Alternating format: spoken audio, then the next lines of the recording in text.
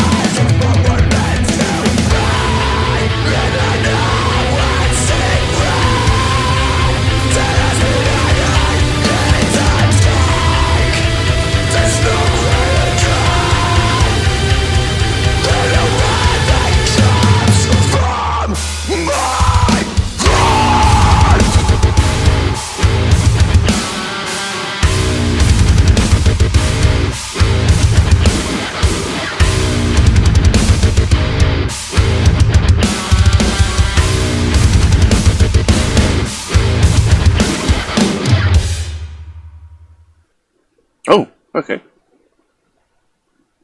Well, there we go. Ocean Void by Become Zero. Now, I didn't expect that ending there. I mean, I was expecting at some point in the song they would get those sort of more harsh, shouted vocals. I wasn't, I knew that was going to happen at some point in the song. I was expecting it a bit earlier, maybe, but I knew it was going to happen. And then they went into that big sort of chuggy sort of breakdown right near the end, and then a sudden stop. Now, I do like songs with sudden stops. I don't know why. There's just something about them that I really like. And for the most part, I actually really like that track. For the most part, it reminds me very much of Tool. Musically and in the actual performance vocal itself. I mean, the vocals themselves don't sound like Tool, but the way he uses them, the way he actually performs them, reminds me of Tool, if that makes any sense. And I think it sounds great. They did say that this is the sort of softest, lightest track off the EP. And obviously towards the end, when we got those harsher vocals, we got a bit more of a taste of probably what their regular sound would be, since they do say they are post-hardcore / hardcore. So that's probably more of what to expect throughout the actual EP itself. But that track itself, I thought it sounded phenomenal. I'd be happy to listen to a lot more music that sounds just like this track. It sounds brilliant. And like I said, you've got to remember that the people creating this music are only 16, 17 years old. So that's quite impressive in and of itself. Now, as for lyrics, I'm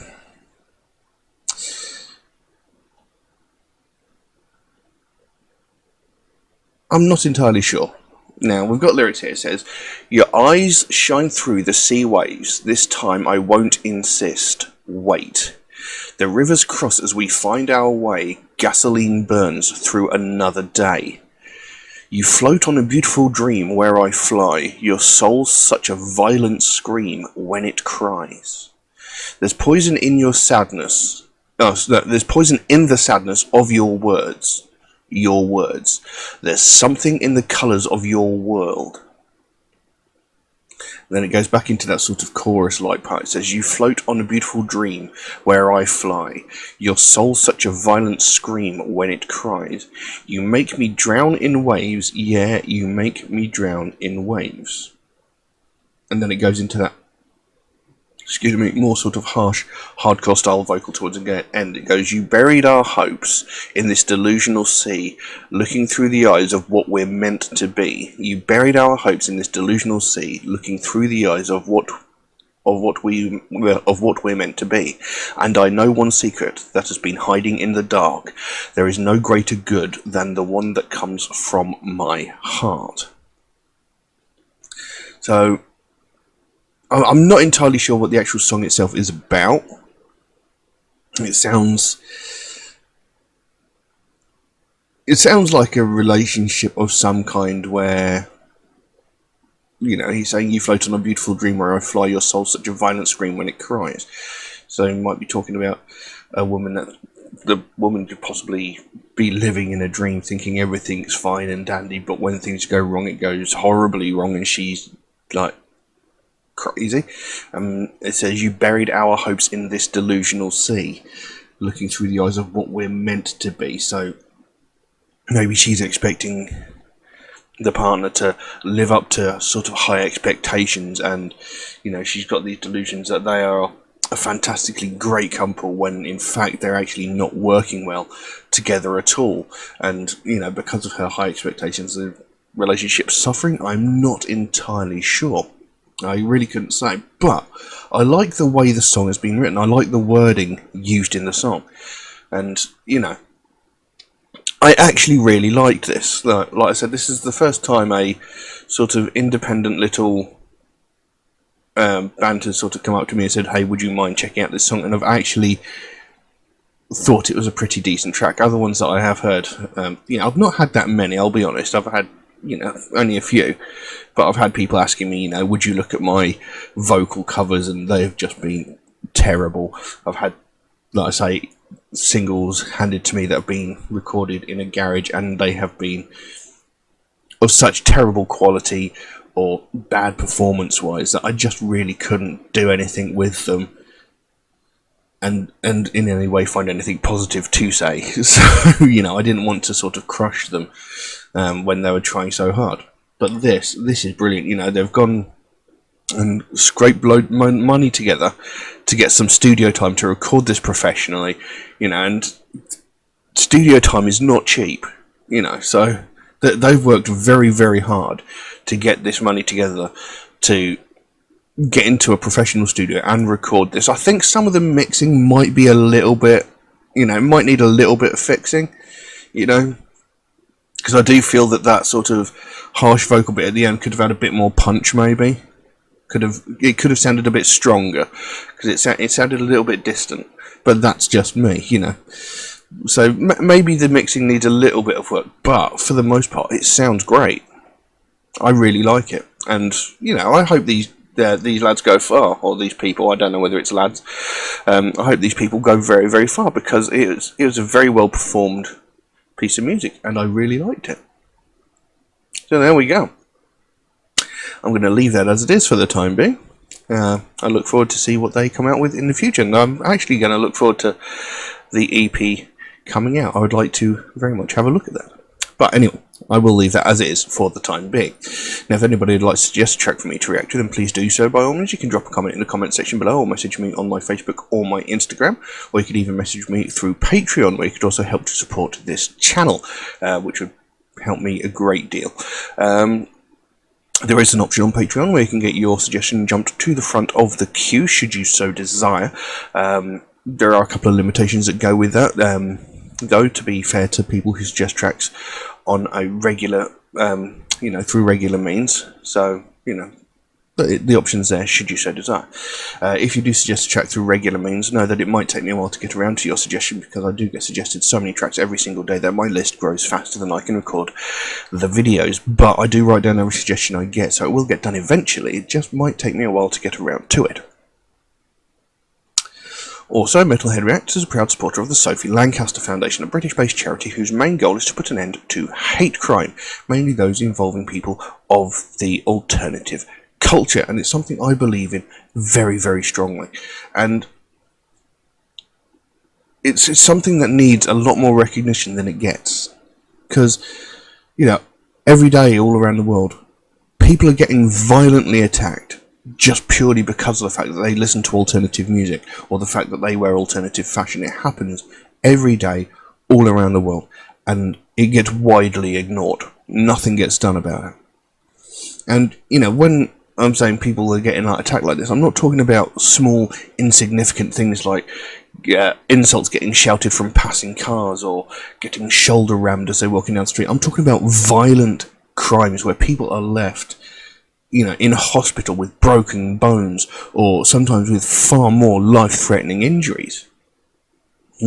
These are violent crimes that are happening, and people can be left hanging on for dear life from these violent attacks, but we never hear a thing about it, and that is something that really needs to change, because the last time we ever heard something about this on a widespread basis was about 13 years ago, when Sophie Lancaster and her boyfriend Rob Maltby were violently attacked by a group of 5 or 6 people and beaten so severely that they both ended up in comas. Now, Rob Maltby, he thankfully survived, but Sophie Lancaster was in a coma for 13 days before she succumbed to her injuries, and she died. This young woman, she was 21 at the time, was beaten to death. This woman was murdered just purely for the fact that she wore alternative fashion and listened to alternative music. And this happened 13 years ago. And in the time since then, we've not heard hide nor hair of anything else like that ever happening. But I guarantee you, in fact I know, it has happened. But nothing has been said, nothing has been done, because nobody's died. And that is unacceptable. It should not take the death of someone for this sort of thing to get spoken about.